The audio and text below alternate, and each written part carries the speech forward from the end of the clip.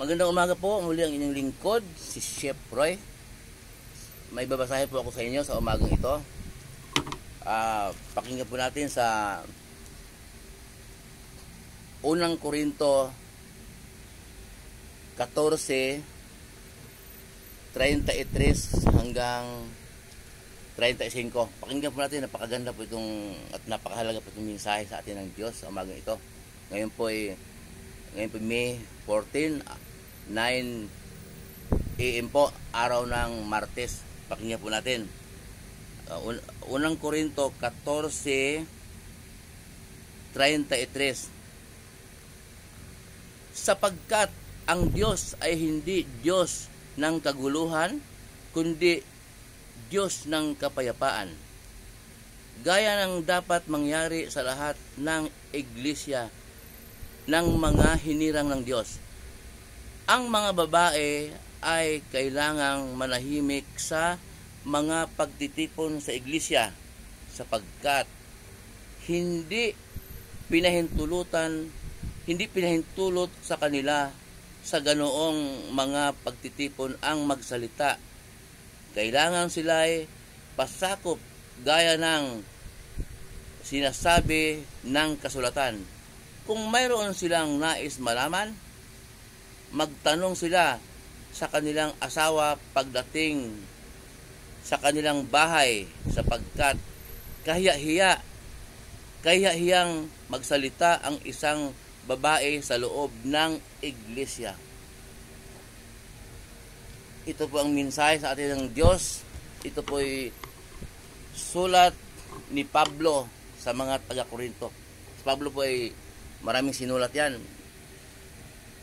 13 beses sumulat yan sa mga lugar, mga Korinto. Ang sinulat na po ni Pablo ay iglesia ng Diyos sa Korinto. Yun. Hindi po gobernador ng Korinto, hindi po mayor hindi po hari ng Korinto, kundi mga iglesia po ng Diyos sa Korinto.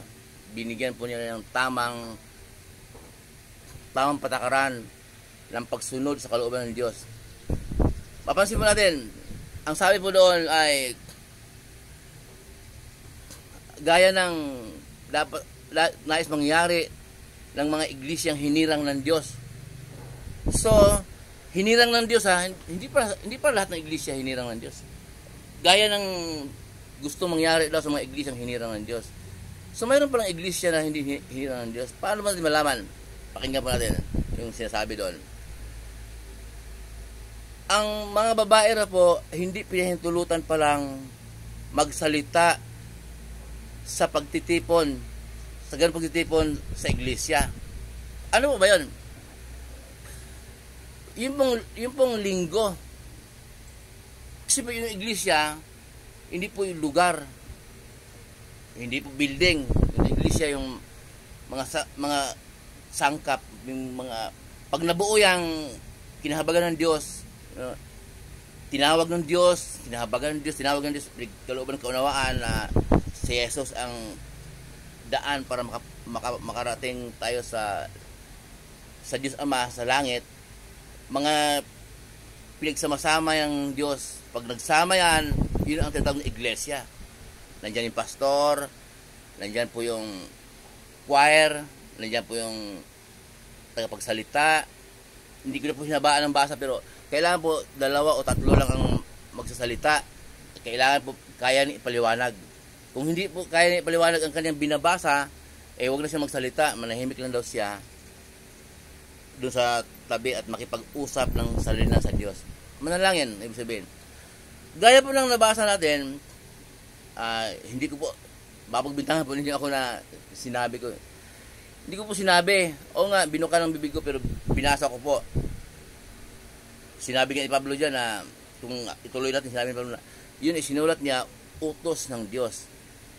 Hindi pala pinahintulutan po ng Diyos, gaya na nakasulat sa kautusan, na magsalita ang babae sa loob ng iglesia. Halimbawa, linggo, maraming sumasamba, tapos ang babae magsalita. Hindi pala pinahintulutan. Malungkot po kasi, ako nga, mga babae, mga kapatid ko lahat. mga pinsan ko, kaya sa babae din, nakakalungkot dahil, gano'n ba? Pero, pwede lang po silang mangaral. Pwede silang maghayag ng salita ng Diyos. O, yan eh. Ang utos po yan, wag lang sa loob ng iglesia. Wag lang po paglinggo, yung maraming sumasambat, magsalita ka, babae ka. Ang sabi po doon sa narinig natin, magtanong sa kanilang asawa pagdating sa bahay kung mayroon silang nais malaman. E paano ngayon kung ang asawa niya hindi naman mananampalataya, hindi naman umatin paglinggo sa gawain, sa pagsamba sa Diyos? Paano ngayon kung hindi nakakilala sa Diyos ang kanyang asawa? So, wala nakakilala sa Diyos, wag nang tanungin kasi nga walang alam eh. Ikaw yung may alam, na babae ka, ikaw yung may alam sa kaloob ng Diyos. Huwag mo tanongin asawa mo dahil sugarol, lasinggo, wala namang alam yan. So, huwag mo tanungin. Pero, huwag kang magsalita sa loob ng iglesia, yung linggo, pagsamba. Kasi utos po pala. Yung iba kasi hindi alam eh. At sana malaman ng mga namumuno, katulad ng pastor, na hindi pala dapat magsalita. Marami pong nakasulat dyan na pag babae pala hindi dapat magsalita. Kaso lang, masyadong mahaba yung video, hindi nyo tatapusin. Pero ang malungkot po doon, mayroon tayong narinig na babae mismo, tinatawag na pastora, siyang namumuno sa iglesia. Bakit kaya?